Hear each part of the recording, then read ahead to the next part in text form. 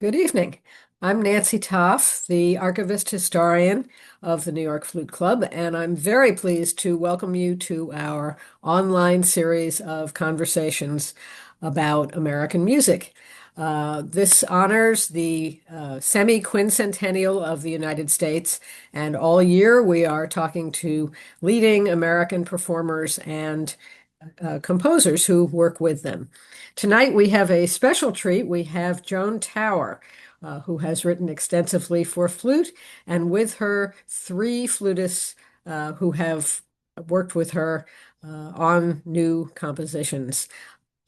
Carol Winsense, Pat Spencer, and Lisa Bost-Sandberg, who will MC this entire event. So thank you very much for joining us, and I will turn you over to Lisa. Thank you, Nancy. I appreciate you asking me to be a part of this conversation. I'm just thrilled to be here today and to welcome everyone who is joining us for the conversation. So, one important note, we will have a question and answer session at the end. So, for those of you listening, you are welcome to pop questions in the chat at any point in time, or wait until the end and raise your Zoom hand. And we're looking forward to talking with you and answering your questions. So, to start today, of course, a few words about Joan Tower. She is one of the most important American composers of today, with significant accolades to her name, such as she was the first woman to win a Graham-Wire Award. She has also received a Guggenheim Fellowship. She was elected to membership in the American Academy and Institute of Arts and Letters. She was the first composer chosen for a Ford Made in America consortium, a consortium of 65 orchestras. That's huge. And I'm excited. Today we will talk about her work as founder, pianist, and a composer in the Da Kappa Chamber Players, which was a group that won the Naumburg Award in 1973. And she is a professor of music at Bard College, where she has taught since 1972. Joan has written several solo and chamber works that are an important part of the flute repertoire. So, this is a really exciting opportunity for us to learn more about her and about a few of those pieces. So, Joan, thank you. Thank you for this opportunity to talk about your flute music, not to mention your musical relationships with these two phenomenal flutists. First, I want to ask you more generally, what do you particularly appreciate or find challenging or rewarding about writing for the flute and working with flutists?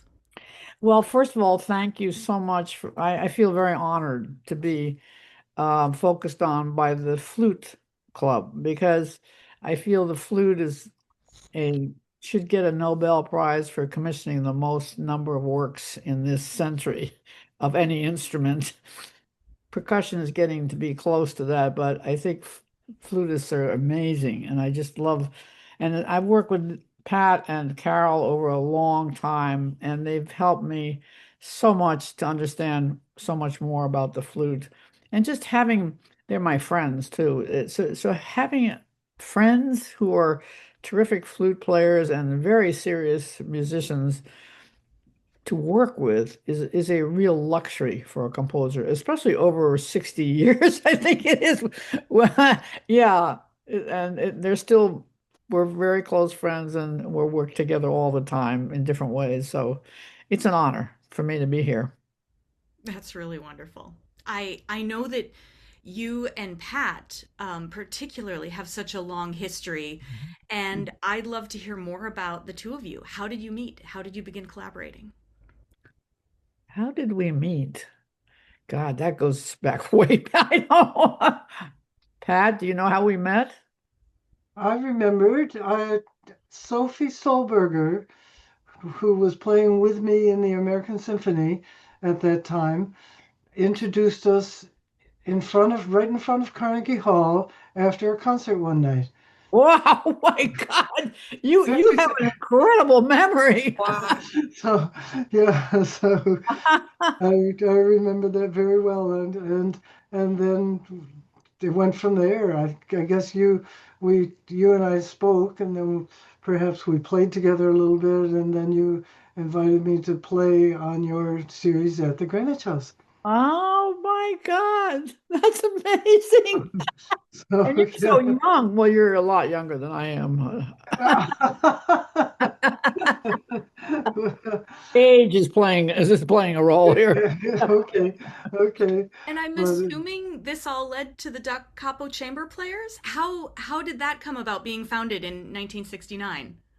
Well, I was teaching at the Greenwich House, Hmm. which I loved. I learned a lot from that whole teaching thing of kids. And I wanted to start a series at the Greenwich House. And I had a hall and I had a little staff there. So it was a perfect place. And so I would invite people down to play with me, and usually I would get these kind of high level people. I had to keep my chops up. It was really hard. But uh but I formed this group from those players. And I think Pat, you might have been the first, right? I well, think you you and I played some concerts with some other players at one point. We even had a singer, and Judy Martin, the Oh oboist. yeah, yeah, We yeah. played, and for a while we were the Empire Chamber Players. Oh, And that's right. Yeah, we would Empire because we were in New York, and we yeah, decided we didn't like that title too much, so we changed it to Doc Apple. Yeah, couple so then I got the other people yeah, involved, and that's how when it. yeah, when And we Pat, had the yeah, go ahead. I took it. I ran it for a while, and then Pat took it over from me as the kind of the main hard-working, active member of the group. Joan got the very first grant from the New York State Council for us, and I still remember doing a radio interview where the interviewer asked her some banal question about something or another, which had nothing to do with anything else, or something like what day did you start this composing or something, and Joan jumped in and said, it's very important that the New York State Council is generating all this musical activity. You taught me so much. You don't answer the question that the newspaper wants to have answered. Right, You yeah. you tell them what needs to be said. So, Okay, yeah. Okay. I love that. I love that. And Joan, you've said that a lot of your musical craft came from your work as the pianist of this ensemble through your Exactly. performing experience as opposed to your university training. Tell us more. Oh, thank you for that question. Because I was just about to say I should talk about that, and you asked the question.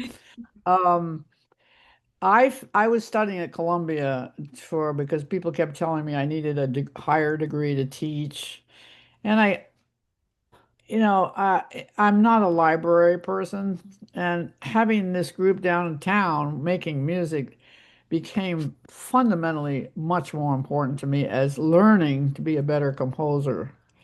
And I tell that to all composers who say, what should I do next? And I always say, form a group, because that hearing your music is your best teacher. I always say that.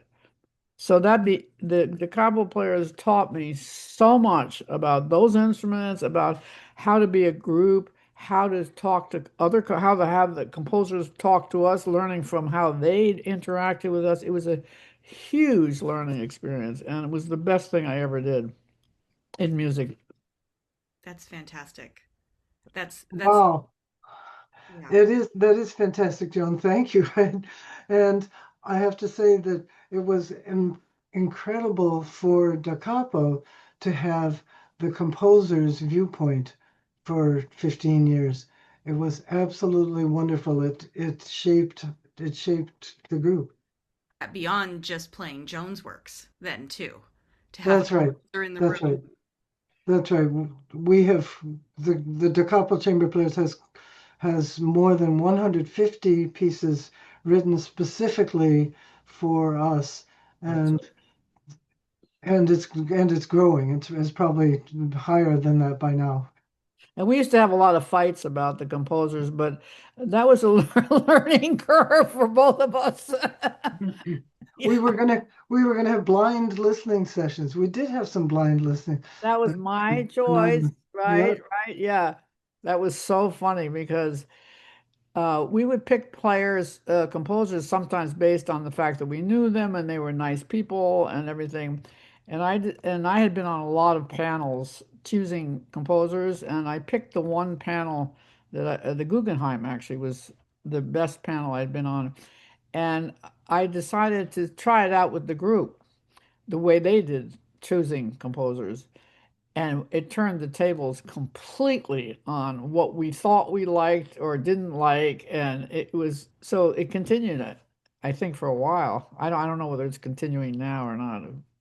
But That's phenomenal. What an interesting way to flip things with the group and to continue to expand your community, to expand your ears, to expand what you're working with. yeah, yeah. I love it. Well, the first piece we're going to listen to today is Petrushka Skates, which I know was written for the 10th anniversary of Da Capo, an important milestone, though now they've been around more than 55 years. What an amazing thing. Could you tell us a little bit more about the piece, the title of it, the concept? Get our ears to. Well, the interesting thing that kind of segues out of what have I just said. We we had this wonderful Naumburg opportunity to play at Tully Hall. And so we were taking the program very seriously this time.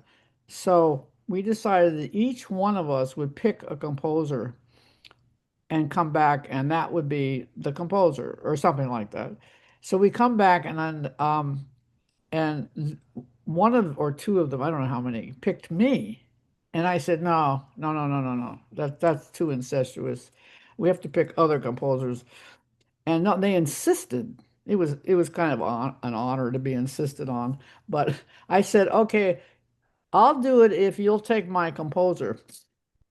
And I was trying to broaden the stylistic choices of the group without a whole lot of success. But they said, fine, we'll take your composer. It was Phil Glass. And at that time, that was way out there for this group, like way crossing a lot of lines there, but they agreed to it. So we had, so I wrote Petrushkates, and the first time I heard it at the rehearsal, it was such a mess. I thought I had let everybody down. I was sure I had let everybody down. Well, it was just that we didn't have the balances right, and I had to work out a lot. It's a dense piece in sound, so I had to work out those balances, and we worked it out. Actually, now it's one of my most played pieces, which I'm very fortunate to have. It's a 45-year-old piece, anyways, that was the beginning of Petrushkates, and Petrushkates means it's an homage to Stravinsky's Petrushka, which is one of my favorite pieces, and it starts with that kind of sound, the Petrushka sound, and then it segues into more of my music, and then it goes back to Petrushka. And skating, I was in love with pair skating from the Olympics because of the way these two people synchronize. It's so beautiful. And so in the Petrushka, it's the flute and the clarinet that skate together, and the cello and the violin skate together, and the two hands of the piano, which is kind of a stretch, but you know.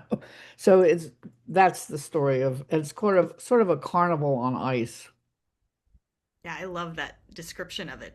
Pat, do you have any particular memories of? Well, I do remember that because Joan had such doubts after the first rehearsal, we came into the second rehearsal and Joel said, okay, we'll start with Petrushka. And Joan said, no, I've already taken it off the program. I did. Oh my and, and I was the only one who believed her. But, I don't remember that. but in fact, we did, of course, begin with Petrushka. Wow. Well, we should talk, Pat, sometime about this. So first there had to be the negotiations to get the piece written as part of this Yeah, project, and then getting it back on the program there. yeah. I So, forgot that. So funny. so, yeah, so, yeah. Well, we've already touched it at the bits of the history here, but I'll just sum up. So this was one of these 6 commissions in honor of the 10th anniversary of Da Capo, and after that concert with the premieres, which was at Alice Tully Hall, as Joan mentioned, later on Da Capo recorded all 6 of these works, and they were released, and that is the recording that we are going to listen to today. So we hope you all enjoy. With me playing. Oh my God. Oh, yes, I meant to mention that. That's very important. It was important to us that you get to hear none other than Joan at the piano and on the flute. I could barely play the solo in that part, but I finally got it. It's a piano heavy one. So and Well, yeah, I was the pianist. I have to say. absolutely. So let's listen to Pressure Skates.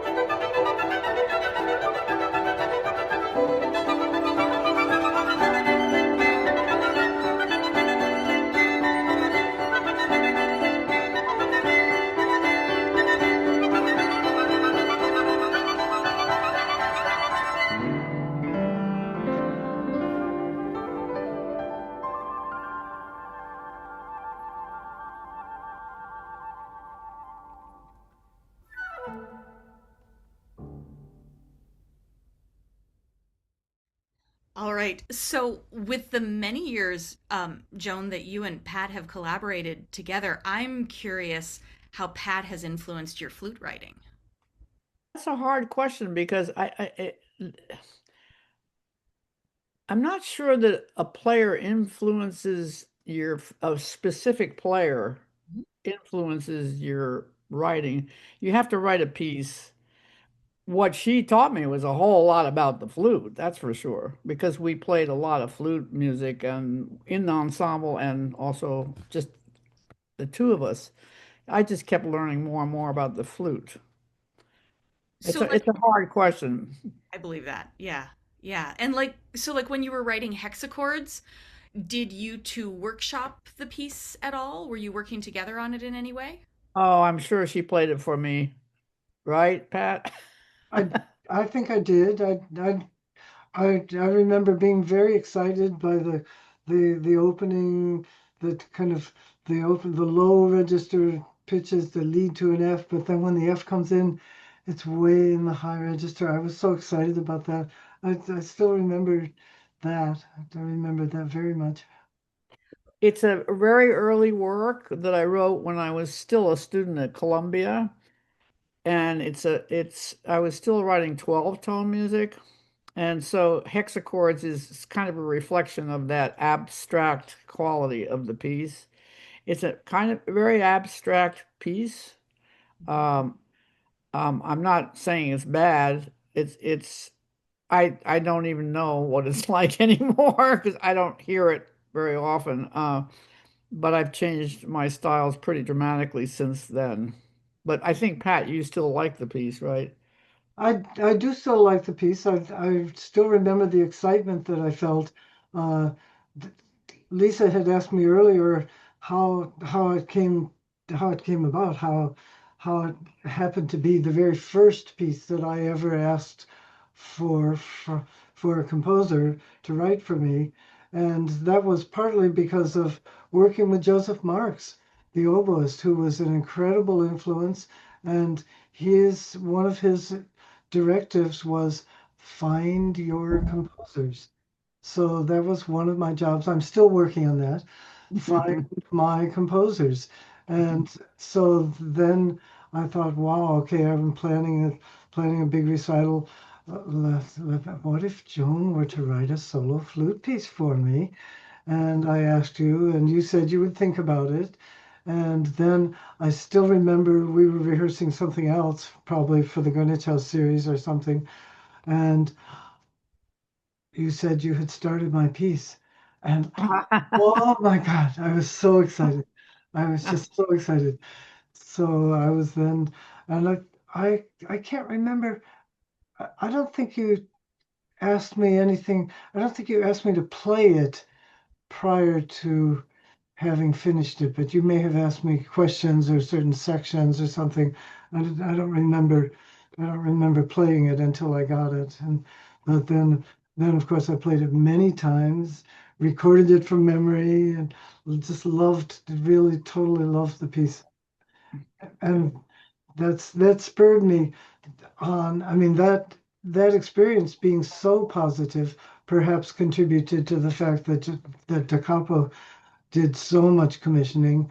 And then when I was fortunate enough to become the new music chair for the National Flute Association, I was able to influence the National Flute Association to include more new works and to do more commissioning, and so I was really that's you started a whole train of events there. Oh, I did. Oh my goodness. That's a pretty significant thing. Wow. Thank That you. is. That really is, especially considering Pat and all the huge NFA commissioning legacy and what a significant part Pat has had in it. And that's really how we got to know each other, actually. Yeah, yeah. That's amazing. I didn't know that, Pat. Wow, you are a force. You are, A truth. yeah, that's amazing. Okay, so Pat, you've really had this piece in you for more than 50 years. Tell us more about what we're about to hear. Well, I think that the register the register awareness and the the fact of what the flute could do in the low register and what it could do in the high register, and then to stretch that to have some soft high register things instead of always having it be brilliant. I think that was one of the things that was wonderful, and also just the energy. The section that Joan wrote, she always complained about that because she wrote it so quickly, but the high energy, that was Joan's energy. Joan's, propulsive. She just couldn't help doing that. So, and it's curious that she comments that it was seemed to be kind of related to her 12 tone work that she had done in her studies.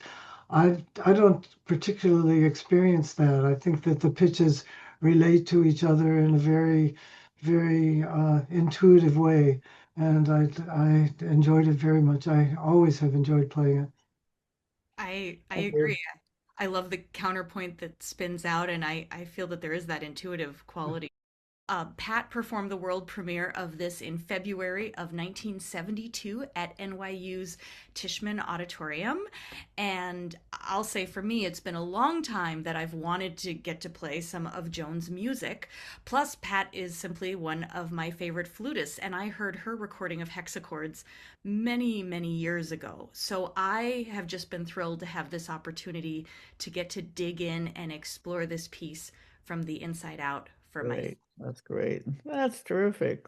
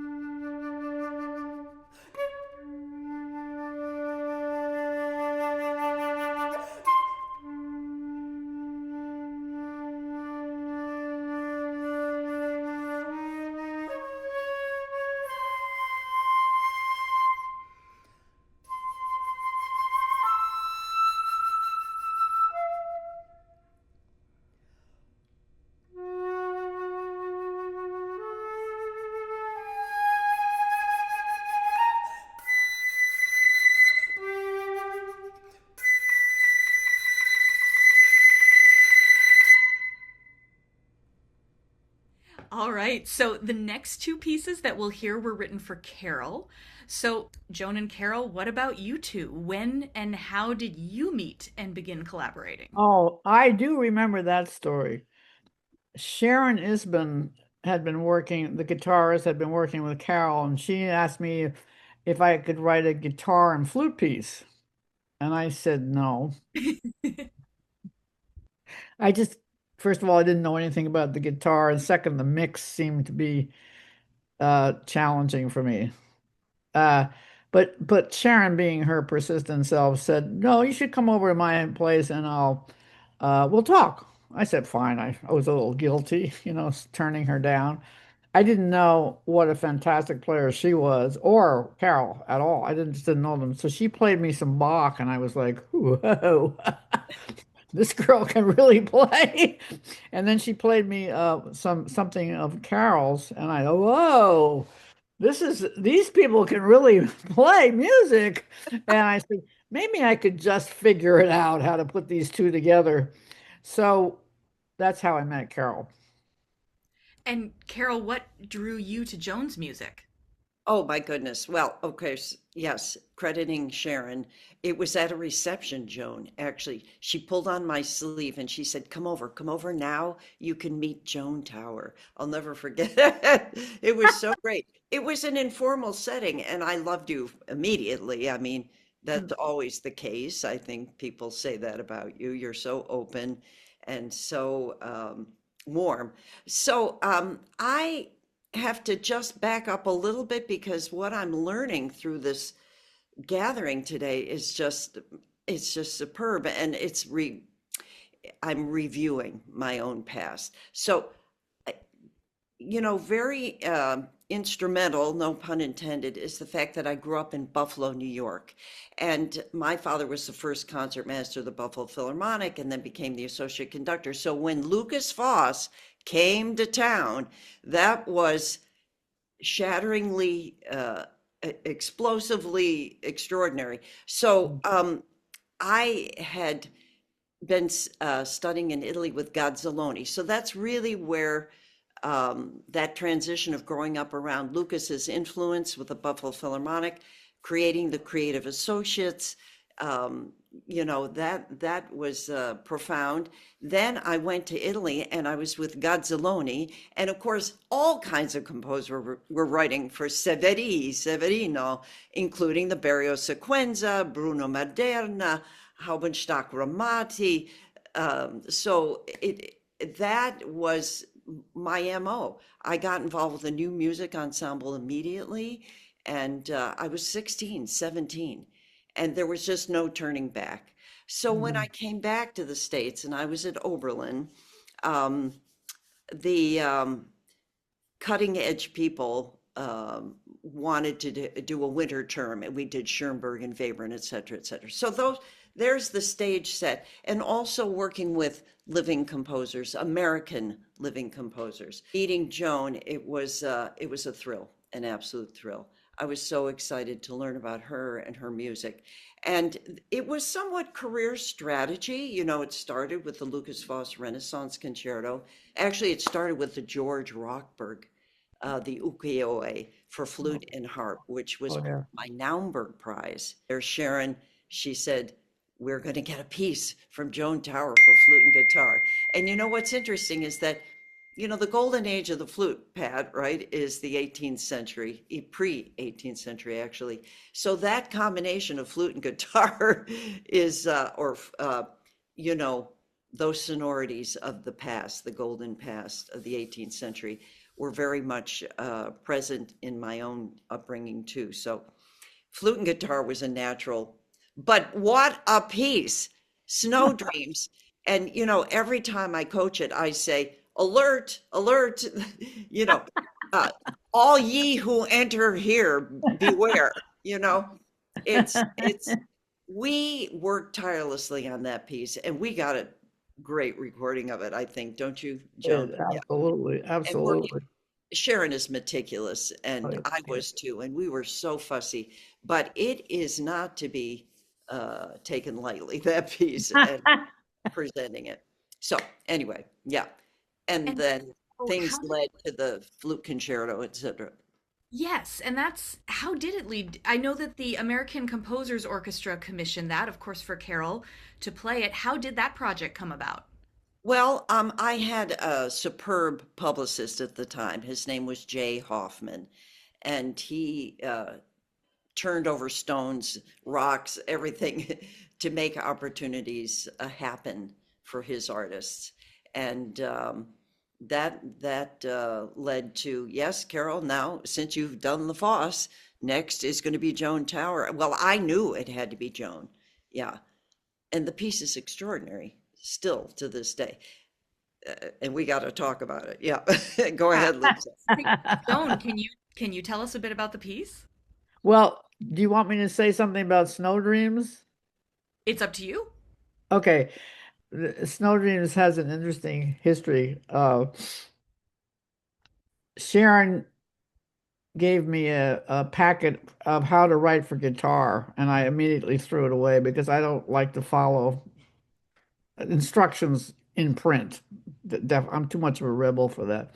So I come with the first chord, and she says, Joan, this first chord is unplayable. I'm like, well, even if you worked at it? Joan, did you read the manual?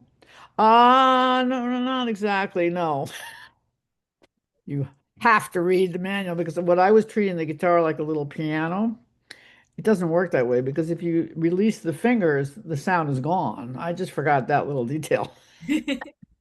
So, anyways, that was the beginning of my writing for guitar, which was a long, difficult journey. Most composers find writing for the guitar very challenging, and Sharon knows that. That's why she's so good. She's very persistent, and she got people to write for guitar. Anyways, so then my next problem was how to put the guitar and the flute in the same room, because for me, the flute was going to dominate that sound right away. And I know there's a whole history, but to me, it was like oil and water.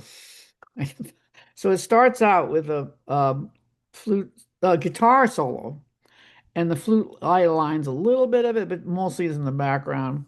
And then that ends, and then there's a flute solo. And then I said, 4 minutes into the piece, Joan, this is a duet. You're forgetting. This is a duet. So, okay, so what do? I put them together in unison. I figured that will work. John, you gotta separate them. I'm talking to myself. So it separates and it flies out all over the place. And the second funny thing about this is that the flutists come in. I worked with a lot of flutists and guitarists on this piece because they're like cockroaches. They're all over the place. Um, so the flutist comes into the room like, no problem. Okay, let's go. And the guitarist is like deer in headlights because they don't play those kinds of rhythms often, and they're like they don't read music very well. They just don't. That's just they memorize, because the guitar is like the marimba. You have to memorize it. You can't read so much. So I just wanted to say those two things about that piece. It's been played quite a bit and recorded quite a bit too, because I guess they're eager for literature, I guess. Well, it's unique. It's unique for those very reasons that you Right. described. The solo aspect of each instrument and then coming together, the unisons, and also rhythmically. That's what's so, and maybe that's a segue into talking about the concerto because Okay. your use of rhythmic play is, and we just know when it's a work by Joan Tower, her whole family background in Bolivia, how that penetrates. So this drive that happens in Snow Dream, the drive that happens in virtually all your works, and how you time it is exceptional.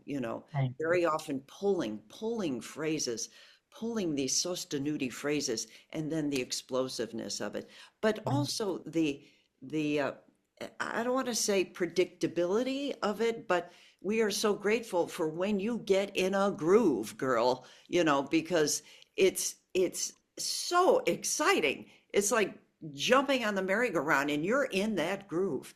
and you hold that so brilliantly. Anyway, I could go on and on. Thank you, Carol. That means a lot to me. Yeah, well, rhythm Thank you. is my Thank thing. you. I love to dance. I love movement. I Me really, too. Me yeah, too. I think, Yeah. why do I play a flute? I love the movement, the engagement of it. It's really, yeah. Yeah, Okay. music is really about that. It's about, to me, it's about timing, context, and how do you move that rhythm of the music. I think if you don't have that in the music, it's not going to fly too well. You got Yeah. it. I, I'm sort of a maverick in that sense, I think. Yeah. I know that's one of the things too with the concerto. It starts with this fabulous low register flute and like Carol's talking about the pulling of the phrases, but then the way the energy of it just builds and you are just on this Mm. ride driving forward. Pat too. I know both Pat and Carol have performed the concerto. I'd love to hear more of both of your perspectives on the piece. Yeah. Pat's performance at the flute convention was absolutely unbelievable. And she had this conductor who will be nameless, who didn't know how to count too well. But she held that thing together like unbelievable. Yeah. Exciting for me, actually. I remember at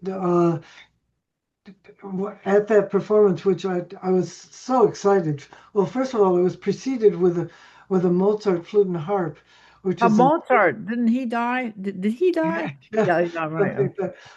And the end of the Mozart and flute and harp was in C major, so C major.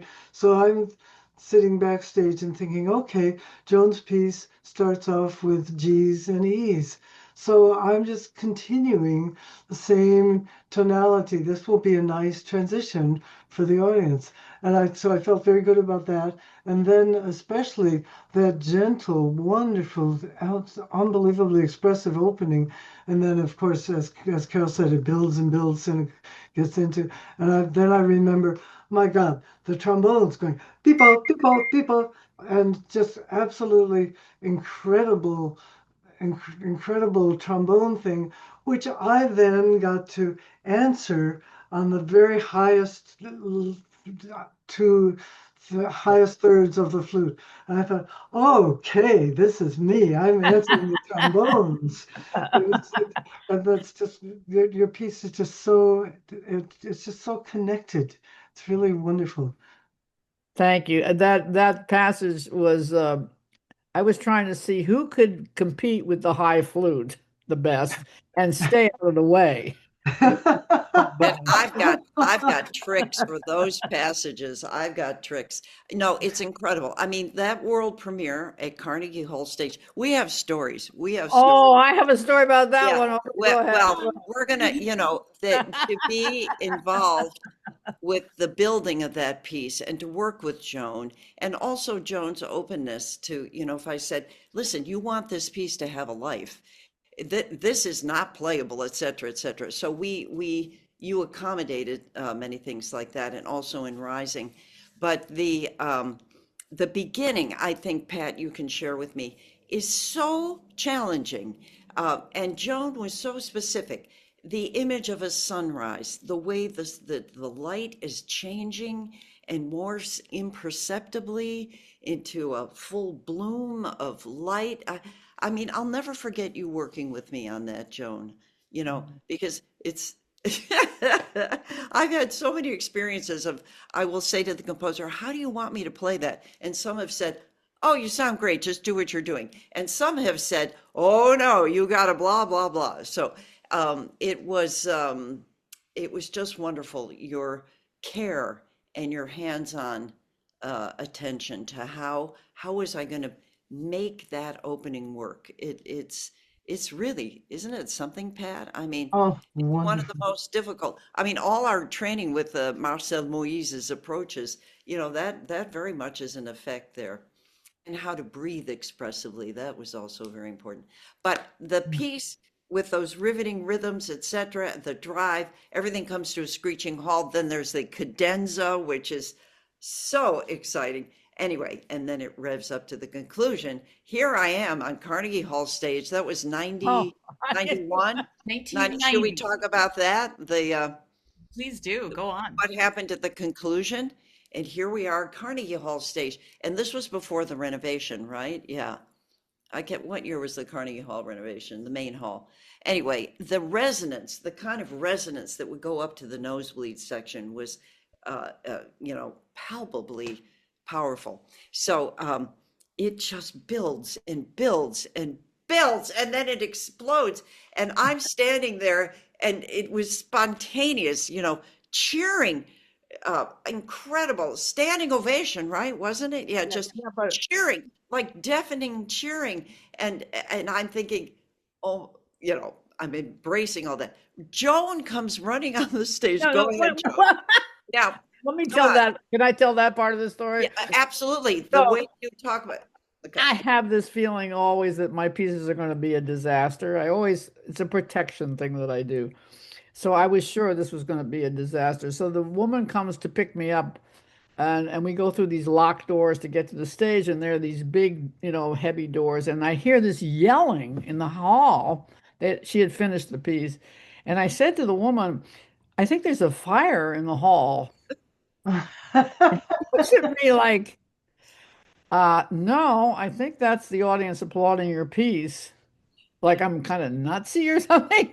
I Right. really believe that. And I go out and the place has gone nuts. Yeah.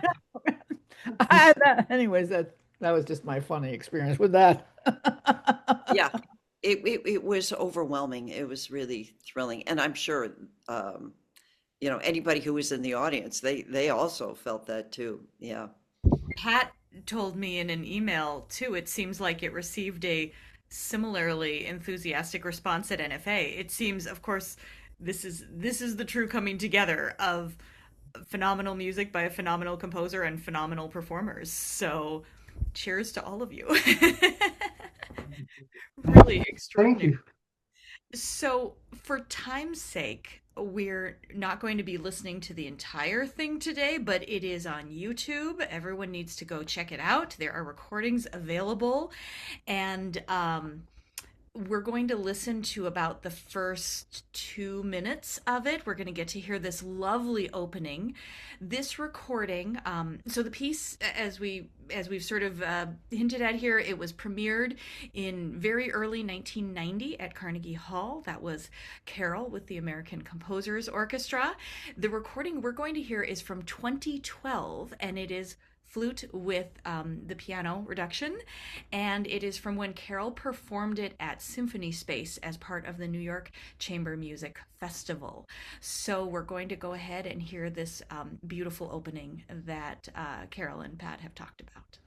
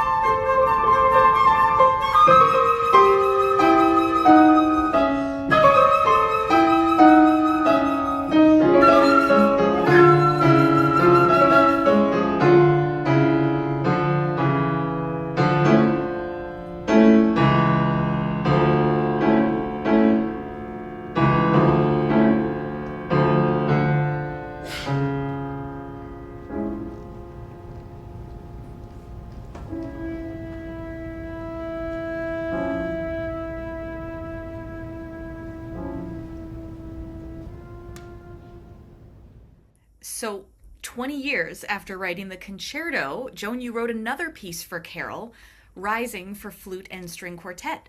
How did that project come about? Aha, aha. Ah, So, you, yeah, you tell me. Tell her. well, it Tell her. was the Ruby anniversary. It was my 40th anniversary. And I commissioned five composers for that, and Joan was one of them. Um, and it was premiered with the Juilliard String Quartet at Peter J. Sharp Theater at Lincoln Center at the Juilliard School. And that was really interesting. I have a documentary film, and there's some moments in that documentary in the first edits where you hear us discussing everything and Joan lending her commentary, etc. Yeah, yeah. So that has quite a narrative, that piece as well. You want to talk about it, Joan? Yes. So, so again, I thought this piece was going to be another disaster, and it wasn't. And it's being played a lot now. Which, see, us composers have weird perceptions of what we are doing or not doing, and it's interesting. Some composers think that everything they're doing is just great, and maybe it isn't. And others have a lot of trouble with what they're doing, and it turns out to be better than they thought. I'm one of those, unfortunately. Unfortunately, it's my DNA.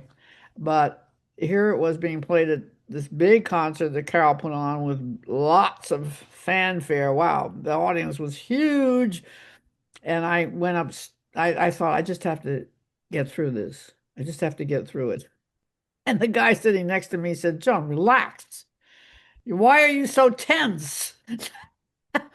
Well, it's like you're an architect and the building goes up.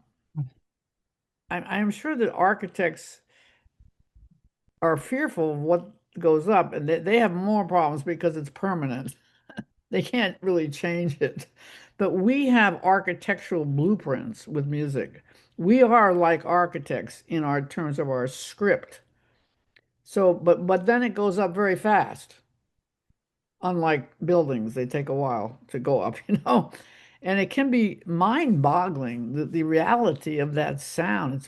'Cause to me, the sound is very visceral. It's very in your face, very real. It's not on paper anymore.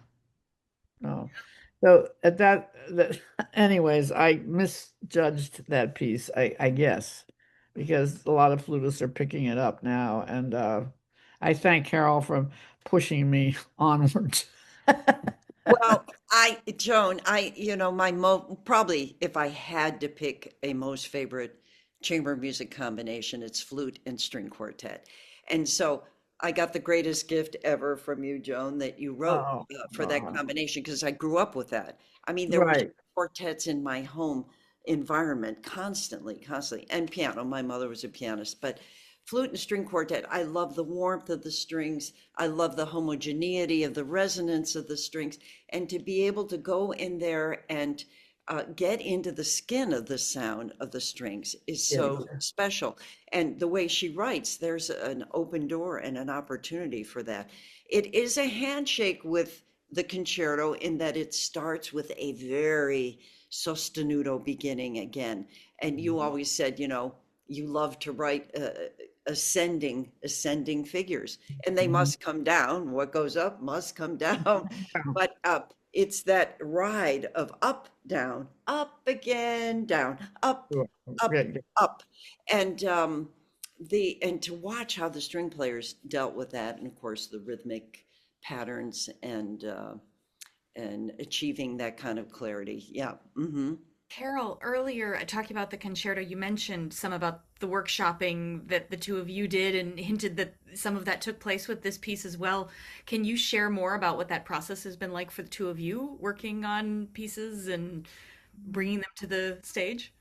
Well, we first worked on the concerto together and we played it at Banff. And remember that incredible story that happened at Banff, the Banff Center for the Arts? yeah. Okay, We played it at Banff.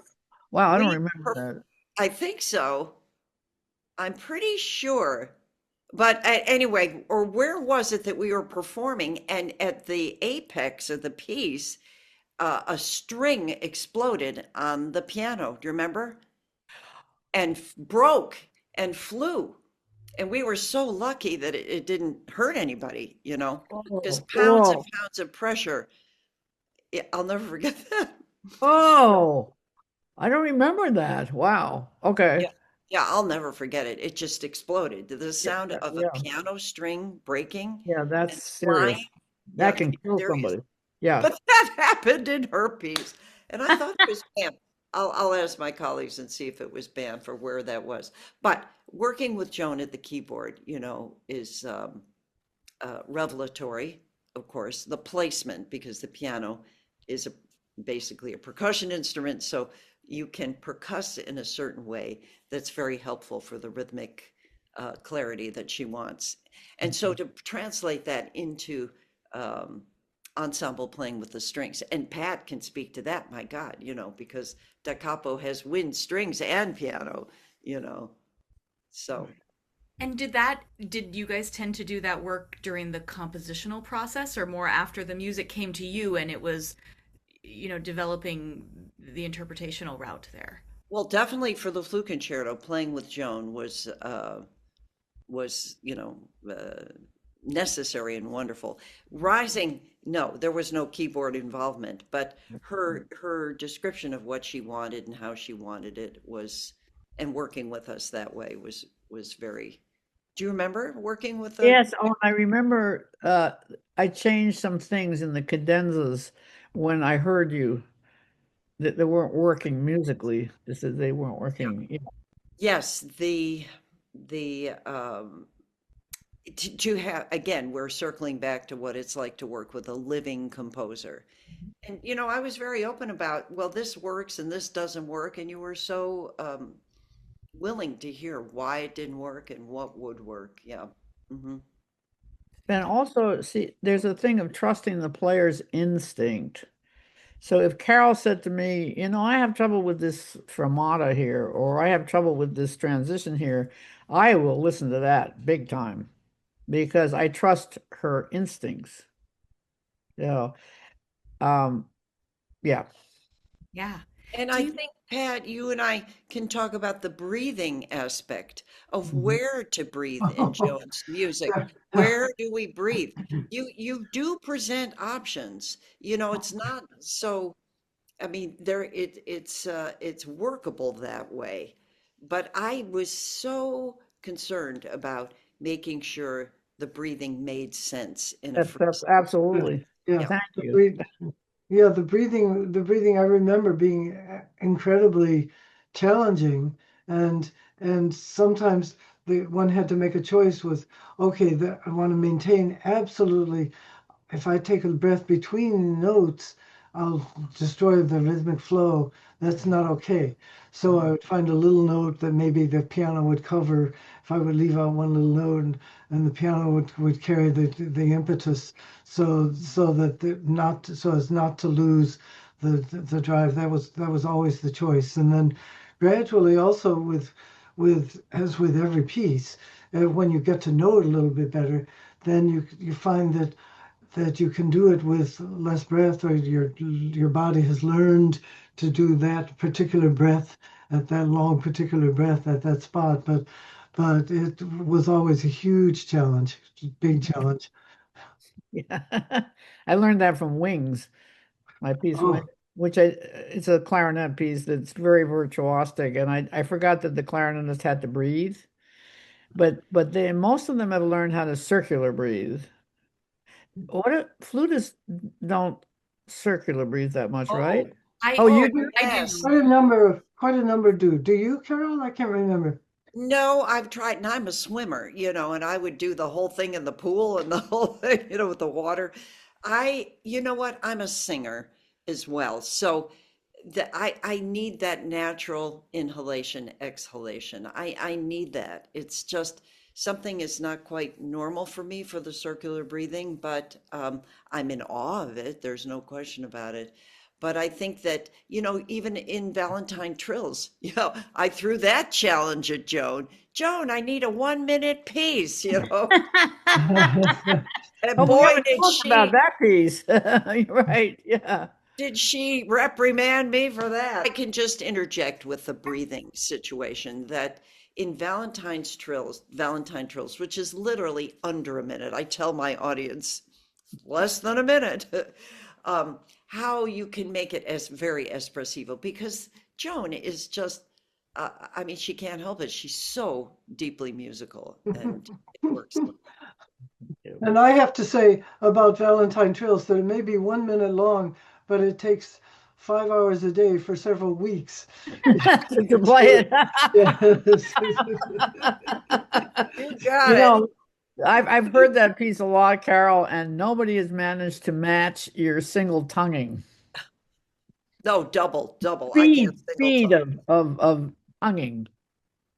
She goes even faster than that. Yeah, Yeah, the yeah. recording is in the Valentine's book. That's still published by Carl Fisher, I think. Yeah, so Oh, yeah. nice. Nice collection. All right. Joan, do you do you feel like your approach to writing for the flute has evolved over these years? Oh, yeah. I've learned so much through these two, actually. Right. You know, it's just you learn through writing for the instrument and being around the instrument. That's how you learn. You don't really learn it from the books. The books are not going to help you. And even the scores of people who've written music, that helps. That helps because but that doesn't tell you what you shouldn't do. You know, you need to write. I tell my composer students, you need to write for the instrument. That's the way you learn. That's the way you learn. Yeah. Absolutely. And I've Absolutely. been lucky to have these two people to work with over a long period of time. So I'm very blessed. As are we. Is how that works, isn't it? So we've talked a bit about Rising and I mean, the title already tells us so much that it's very much this idea of, how things go up. Do you want to share any more about that before we listen? I think that's one of my best titles because it puts what I'm interested in out front. I'm very interested in the action of a line, the action and then the reaction. So that's right there, Rising. It puts it right out front. I haven't always been successful with my titles, but that's one of my best titles, I think. Yeah. I love it. I love it. So, as Carol mentioned, this was premiered with the Juilliard String Quartet at Juilliard. That was in 2010. And the recording that we are returning to today is again at the New York Chamber Music Festival in 2012, a performance in symphony space of Carol with the Escher String Quartet. And this is Rising.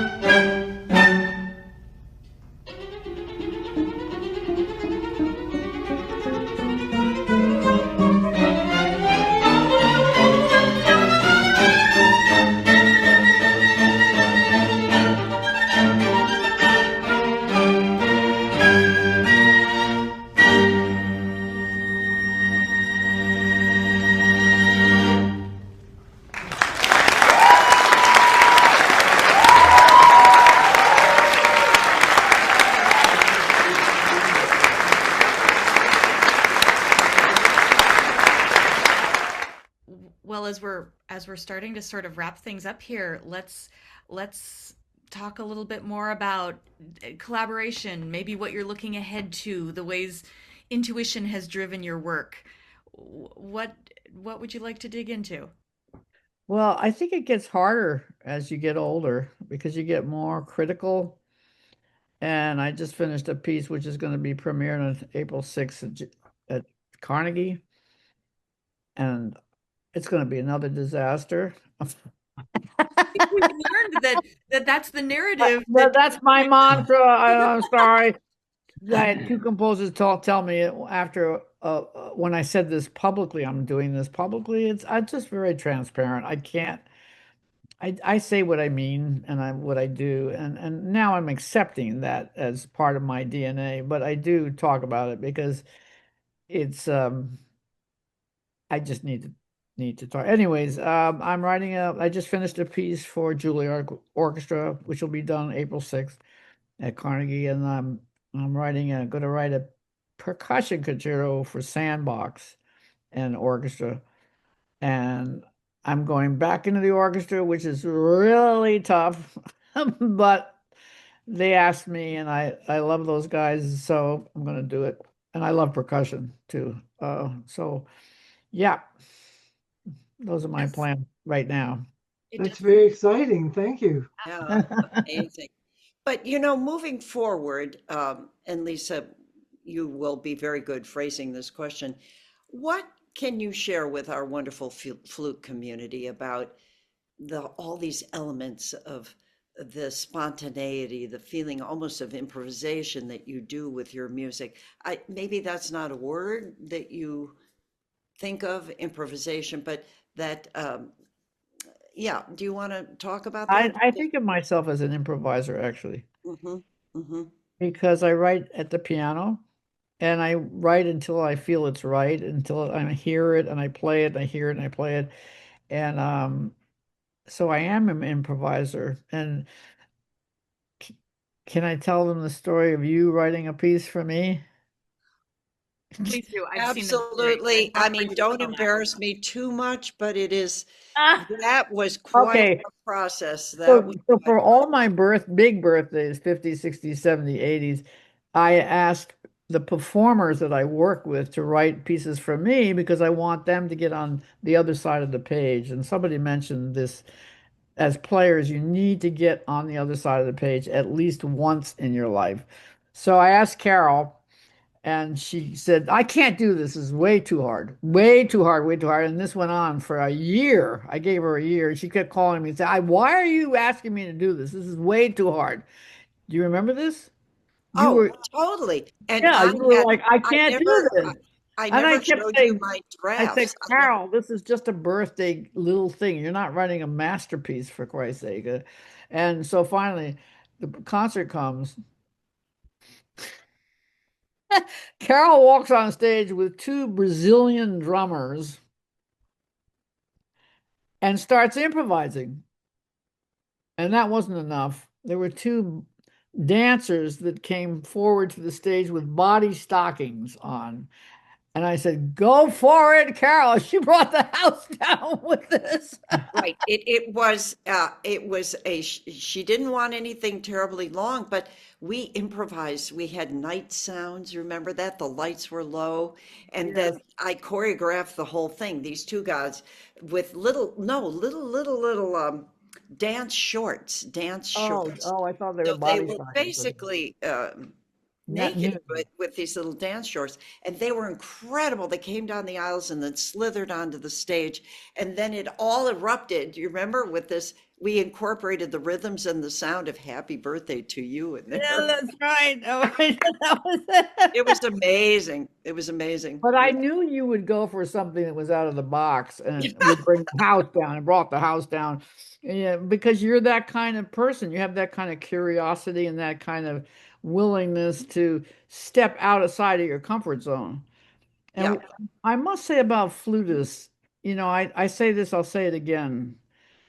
They are creating the most new music of any instrument, and they have done this over a long period of time.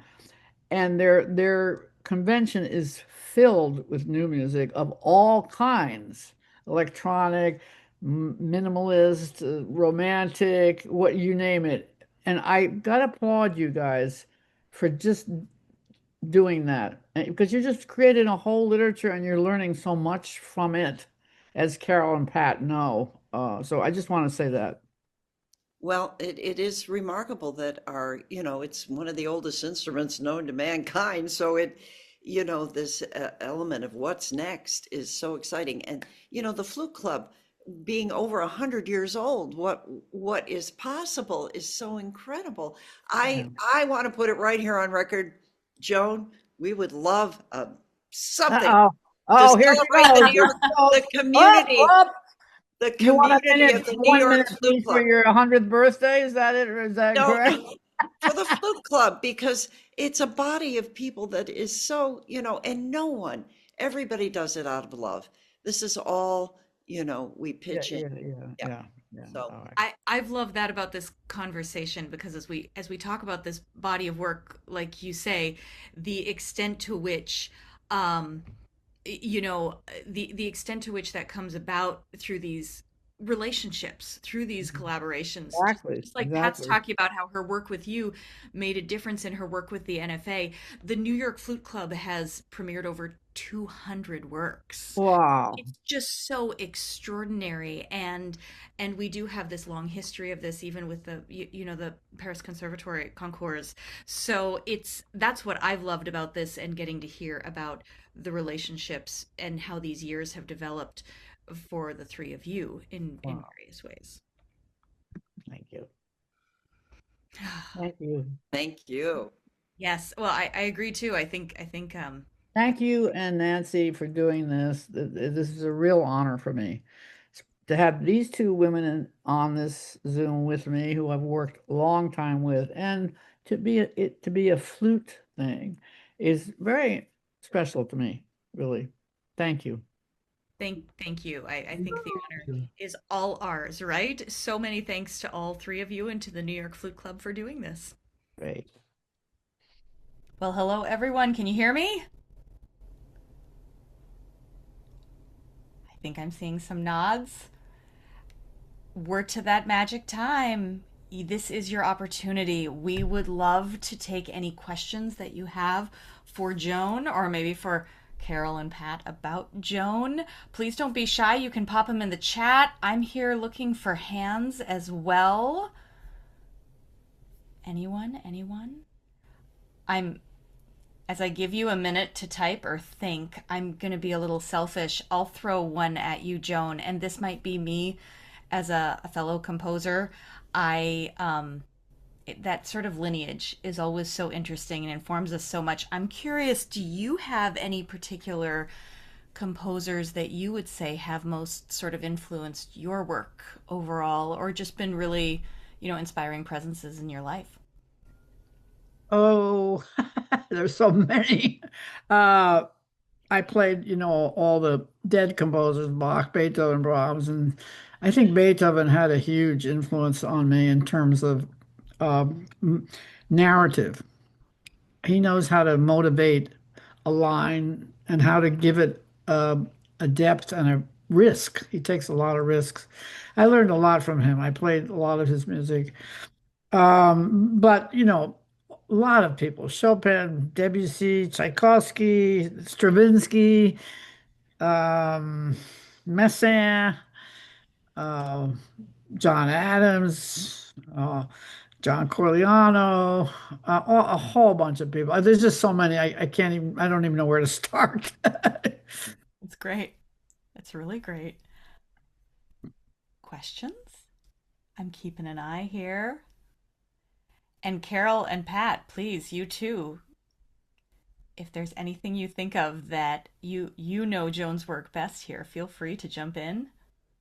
Well, I thank you, everyone. Oh, this has been so special, really. Joan, I'm so curious that you wanted Philip Glass to write. What did he ultimately write for that event? Actually, we did an arrangement. He was writing a opera, I think, at that time, and he couldn't write a new piece, but we did an arrangement of his Modern Love Waltz for it was a piano piece that I actually played. And it was lovely on that concert because it was very different. Yeah, yeah. I just thought that was so wonderful that you wanted to, Thank you for include that him question. because he was really unique, and especially at the time. Yeah. Oh, this was so great, everyone. Yeah, ask us This questions.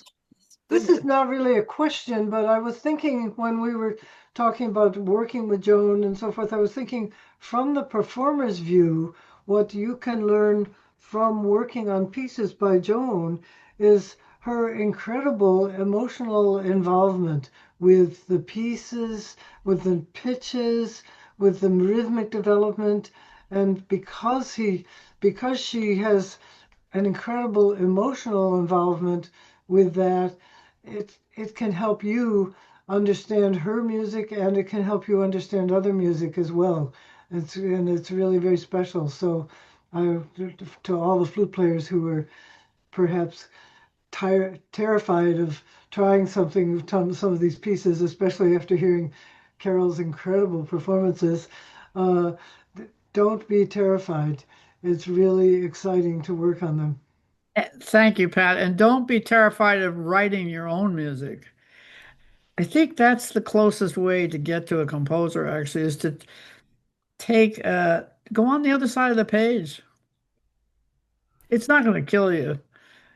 Carol almost killed Carol, but she did it.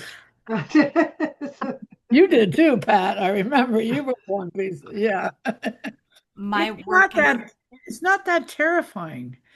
I think composers, I mean, players seem to think that composing is, something that's way beyond them. It's not.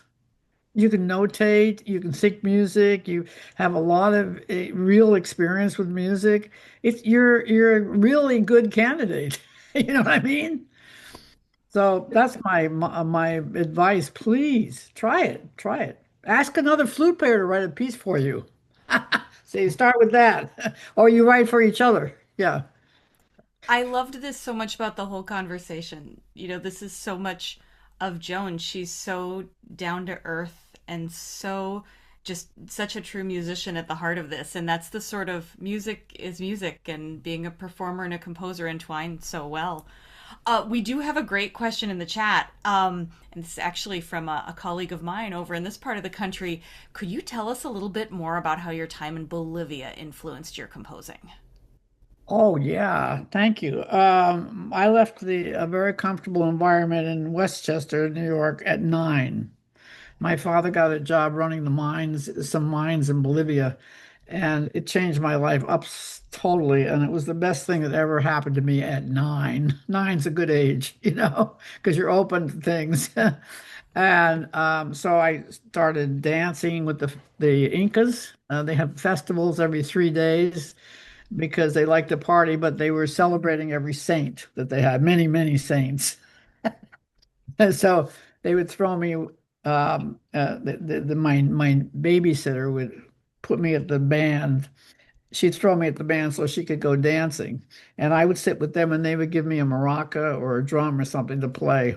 and it was a win-win uh, for her and for me. So I learned a lot about rhythm. And like Carol, I love to dance. And of course, the Latin culture is a dance culture. We danced all the time. I love to dance. I had parties here until I got old, where we would dance too. So yeah, that changed my life dramatically. It's amazing. That's just amazing. Never too late to dance, Joan. Ballroom dancing. Love it. Love it. Anyone else? Any hands? Or else I'm about to turn this over to Nancy to wrap things up for us. Can I just say one final thing? I am Please. so honored that you would do this.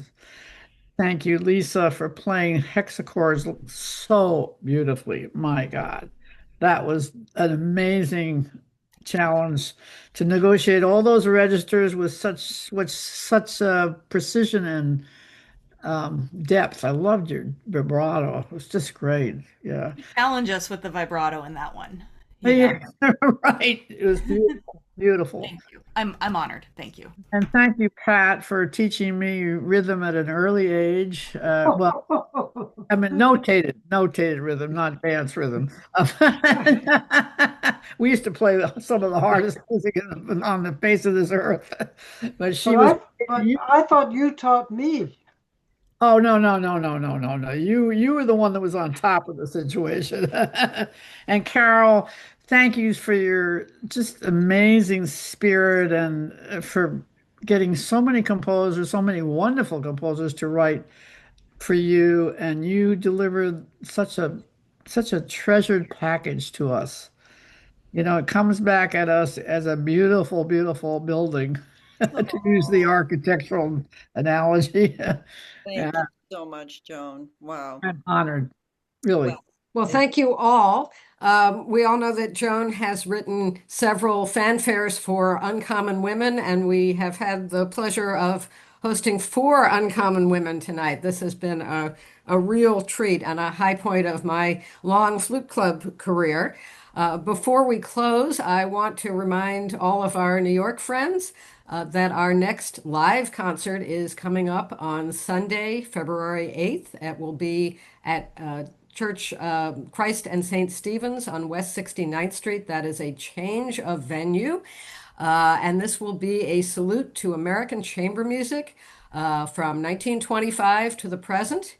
It will include a piece that was premiered at the Flute Club by Georges Barrera and his students in 1936, and also the 217th premiere at the New York Flute Club by Bonnie McCalvin, and many wonderful pieces that you might not have heard a lot in between. So we really hope that you will join us for another very special occasion. Thank you all so much for being with us tonight.